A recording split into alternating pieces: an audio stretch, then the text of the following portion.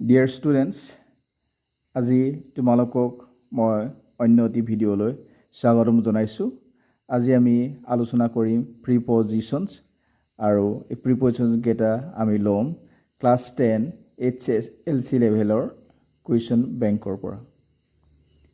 ঠিক আছে, আমি প্ৰিপজিশন কেইটা লৈ যাওঁ।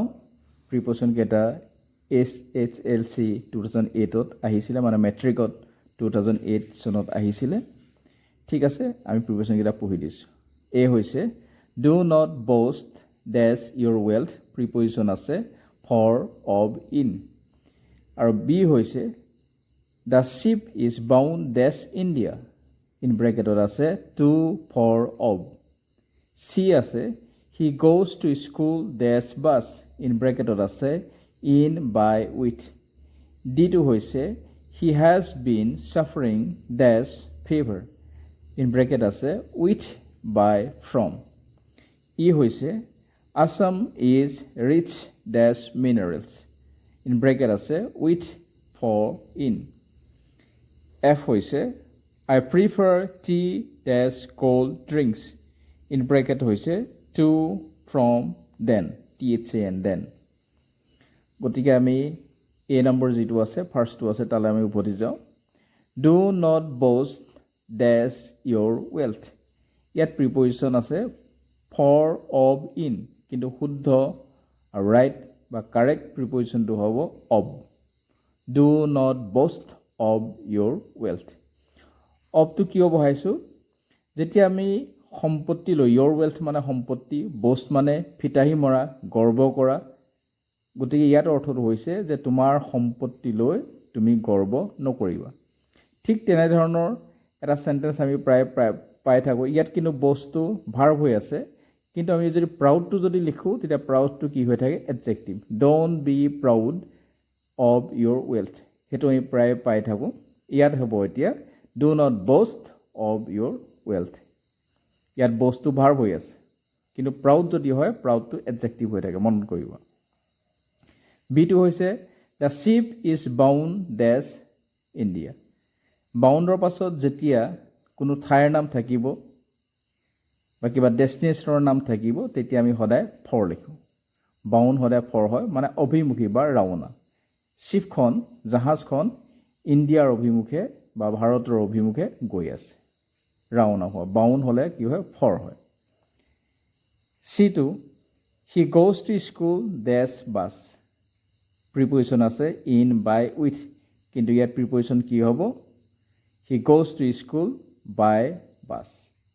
বাই বাছ, বাই কাৰ তেনেকৈ লিখোঁ, তেনেকৈ বাই ট্ৰেইন লিখোঁ, কিন্তু আমি কি হয়? অন ফুট লিখোঁ। খোজকাঢ়ি যদি স্কুল যোৱা যদি বুজায় অন ফুট লিখোঁ। ইয়াত বুজাইছে যে সি স্কুললৈ বাছেৰে যায়। যদি খোজকাঢ়ি যদি যায় তেতিয়া আমি লিখোঁ অন ফুট। বাছ লিখিলে, কাৰ লিখিলে, ট্ৰেইন লিখিলে আমি বাই লিখোঁ, বাই বাছ। ঠিক আছে, আমি নেক্সটলৈ আহিছোঁ। He has been suffering dash fever, with, by, from. ছাফাৰৰ পাছত সদায় প্ৰিপজিশন ফ্ৰম হয়, সেইটো মন কৰিবা। সদায় এটাই প্ৰিপজিশন হয়, ফ্ৰম। ইয়াৰ অৰ্থটো হৈছে সি জ্বৰৰ পৰা বা জ্বৰত ভুগি আছে। Present perfect continuous tense use হৈ আছে, কিন্তু ইয়াৰ পইণ্ট অফ টাইমেই হওক, পিৰিয়ড অফ টাইমটো দিয়া নাই, জাষ্ট প্ৰিপজিশনটোৰ কাৰণে তোমালোকক এইটো দিছে। ইয়াৰ পিছতলৈ আহিছোঁ। Assam is rich this minerals. Rich যিটো আছে অসম, ইয়াৰ অৰ্থটো কৈ দিছোঁ। অসম মিনাৰেলছ মানে হৈছে খনিজ লৱণত, খনিজ সম্পদত চহকী। ৰিচ মানে হৈছে চহকী, গতিকে অসম খনিজ সম্পদত চহকী। এই ৰিচৰ পাছত এনেকুৱা ধৰণৰ চেণ্টেন্সৰ সদায় ইন প্ৰিপজিশন লাগে। ইয়াত প্ৰিপজিশন আছে ফৰ, উইথ, ফৰ, ইন, তিনিটা আছে, গতিকে আমি সেই তিনিটাৰ পৰা কি লিখিম? ইন লিখিম। Assam is rich in minerals. এফটো আছে I prefer tea dash cold drinks.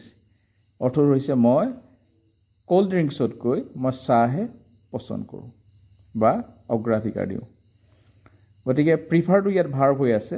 এনেকুৱা যদি চেণ্টেন্স যদি থাকে, আই প্ৰিফাৰ টি টু হ'ব, প্ৰিপজিশন কি হ'ব? To cold drinks. কিন্তু যদি প্ৰিফাৰেঞ্চ যদি থাকে আই হেভ প্ৰিফাৰেঞ্চ তেতিয়াহ'লে প্ৰিফাৰেঞ্চ থাকিলে কিন্তু ফৰ হয় প্ৰিফাৰ থাকিলে টু হয় এইটো মনত ৰাখিবা I prefer tea to cold drinks ঠিক আছে ষ্টুডেণ্টছ আজিলৈ আমি ইমানতে সামৰিছোঁ ভিডিঅ'টো লাইক কৰিবা বন্ধু বান্ধৱীৰ লগত শ্বেয়াৰ কৰিবা আৰু এনেকুৱা ধৰণৰ এডুকেশ্যনেল ভিডিঅ' পাই থাকিবৰ কাৰণে লেচনৰ টিপছ পাই থাকিবৰ কাৰণে মোৰ চেনেলটো ছাবস্ক্ৰাইব কৰিবা থেংক ইউ